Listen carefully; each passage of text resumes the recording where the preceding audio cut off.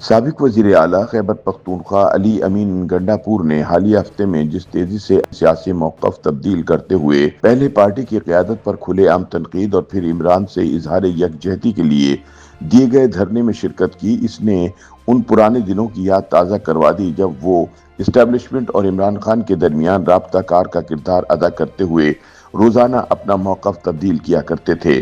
یاد رہے کہ گنڈاپور نے حال ہی میں عمران خان کی رہائی کے لیے تحریک چلانے میں ناکامی پر پارٹی قیادت کو چارج شیٹ کرتے ہوئے وزیر داخلہ محسن نقوی کی تعریف کی تھی۔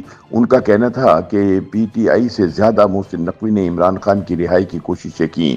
ان کا کہنا تھا کہ میرے وزارت اعلیٰ سے ہٹنے کے بعد سے پارٹی کے حالات اب اتنے برے ہو چکے ہیں کہ عمران خان کی رہائی کے لیے تحریک چلانا تو دور کی بات، اب تو ان سے ملاقات بھی ناممکن ہو گئی ہے۔ ایسے میں اہم ترین سوال یہ ہے کہ گنڈاپور نے اچانک منظر عام پر آ کر پہلے پارٹی قیادت پر تنقید کیوں کی اور پھر عمران خان کے ساتھ اظہار یکجہتی کے لیے دیے گئے دھرنے میں کیوں شریک ہو گئے۔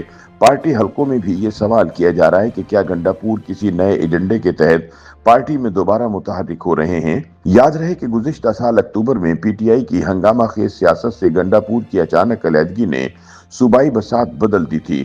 ایک لحاظ سے ان کا انجام سابق وزرائے اعلیٰ محمود خان اور پرویز خٹک جیسا تھا، جو اقتدار سے ہٹنے کے بعد پس منظر میں چلے گئے۔ تجزیہ کار کہتے ہیں کہ یہ برطرفی عمران خان اور علیمہ خان کے درمیان انتخاب کا نتیجہ تھی، جہاں خون پانی سے گاڑھا ثابت ہوا۔ تقریباً 5 ماہ تک میڈیا سے دور رہنے والے گنڈاپور حال ہی میں پرجوش انداز میں واپس آئے۔ تجزیہ کاروں کا کہنا ہے کہ ایک ایسے وقت میں کہ جب پارٹی عمران کی صحت کے مسائل اٹھا رہی ہے، گنڈاپور کی پی ٹی آئی قیادت پر تنقید اور وزیر داخلہ کی تعریف نے پارٹی کے اندر تقسیم کے تاثر کو ہوا دی۔ کہا جا رہا ہے کہ یاد رہے کہ پارٹی قیادت پر تنقید کرتے ہوئے گنڈاپور نے عمران خان کی ہمشیرہ علیمہ خان کو بھی نشانہ بنایا، جو ان کی سابقہ شکایتوں کا تسلسل ہے کیونکہ وہ انہیں اپنی برطرفی کا سبب قرار دیتے رہے۔ علیمہ خان نے گنڈاپور کی تنقید کا جواب دیتے ہوئے کہا کہ دراصل گنڈاپور عمران پر براہ راست تنقید نہیں کر سکتے، لہذا ان کے خاندان کو ٹارگٹ کر رہے ہیں۔ علیمہ نے گنڈاپور کے اس دعوے کی بھی تردید کی کہ عمران کی رہائی کے لیے سب سے زیادہ کوشش محسن نقوی نے کی۔